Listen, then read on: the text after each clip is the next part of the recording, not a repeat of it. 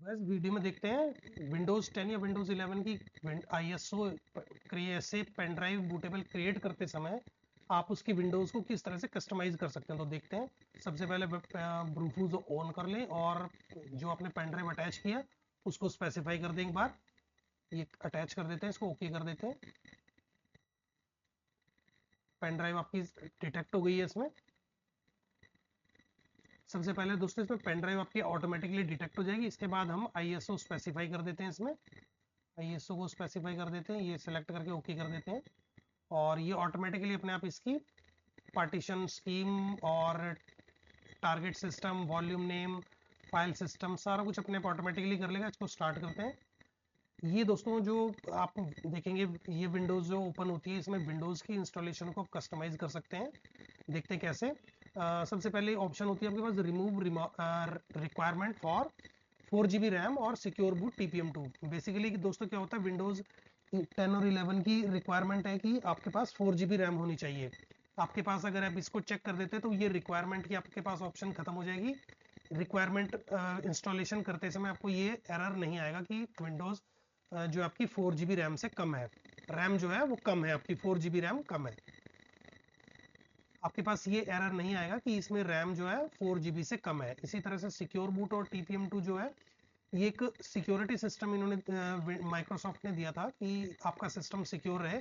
और TPM2 तो जो है ये बेसिकली एक मदरबोर्ड पर ही आपको हार्डवेयर दे दिया गया है जो कि आपके जो सिक्योरिटी कीज होता है अप टू 12 सिक्योरिटी कीज को आपके सिस्टम पे सिक्योर करके रखता है और उनको एनक्रिप्टेड मोड में रखता है। और सिक्योर बूट जो होता है वो इसी के साथ इसके साथ मैनेज करता है, इसी के साथ अलाइन होकर काम करता है।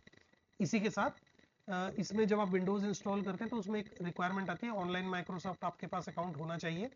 तो उसकी भी रिक्वायरमेंट इसमें ख़त्म कर सकते हैं आप अगर इसको चेक कर देते हैं तो। इसके बाद जो नेक्स्ट ऑप्शन है दोस्तों, जिस विंडोज़ से आप इंस्टॉल कर रहे होते हैं, मान लीजिए जिस इस ऑपरेटिंग सिस्टम से इंस्टॉल कर रहा हूँ विंडोज़ 10 में, उसमें जिस यूज़र आईडी से मैंने लॉगिन किया वो आपको यहाँ पे शो करेगा। और आप चाहें तो यहाँ पे चेक करके इसको उसी आईडी से जो यहाँ पे जिससे मैंने लॉगिन किया हुआ है उसी आईडी से आप यहाँ पे भी इसमें भी क्रिएट कर सकते हैं ऑटोमेटिकली। आपको विंडोज़ क्रिएट में विंडोज़ नेक्स्ट पेन ड्राइव को यूज़ करते समय आपको इसकी ज़रूरत नहीं पड़ेगी यूज़र आईडी क्रिएट करने की। इसी तरह से रीजनल ऑप्शंस भी आप इसमें से हटा सकते हैं। जैसे जो अदर उसमें सेटिंग्स होती है यूज़र्स की वो सारी आप हटा सकते हैं इसमें से। डेटा इंक्रिप्शन, प्राइवेसी क्वेश्चन से आप इसमें से हटा सकते हैं, जैसे कि स्पीच रिकग्निशन होता है, इंकिंग एंड टाइपिंग पर्सनलाइजेशन होता है, एक्टिविटी हिस्ट्री होता है। ये सारे प्राइवेसी के क्वेश्चंस इसमें से आप चेक कर देंगे तो ये हट जाएंगे, डिसेबल हो जाएंगे। इसी तरह से बिट लॉकर ड्राइव एनक्रिप्शन होता है, उससे आप डिवाइस की एनक्रिप्शन को इनेबल या डिसेबल कर सकते हैं। देखिए जैसे मेरे पास ये विंडोज सिस्टम है, मैं इस पर राइट क्लिक करूंगा यहाँ पे तो आप इस ड्राइव को भी बिट लॉकर के थ्रू एनक्रिप्ट कर सकते हैं। इस ऑप्शन को भी आप इसमें चाहें तो डिसेबल कर सकते हैं इन सबको चेक करके। तो इस तरह से आप यह कर सकते हैं, ये सारी कस्टमाइज आप कर सकते हैं विंडोज को यहीं से ही एक ही सिंगल उसमें क्लिक में। और उसके बाद आपकी पूरी पेन ड्राइव क्रिएट हो जाएगी। तो हर बार आपका यूजर आईडी एडमिन ही बनेगा, कभी इसमें रिक्वायरमेंट नहीं आएगी कि 4 GB रैम या TPM2 की या माइक्रोसॉफ्ट अकाउंट की। इस तरह की ऑप्शंस आपको आप इसको इस तरह से कस्टमाइज कर सकते हैं। तो दोस्तों वीडियो अच्छी लगी तो शेयर, कमेंट एंड लाइक करना, चैनल को सब्सक्राइब करना। मिलते हैं अगली वीडियो में, बाय।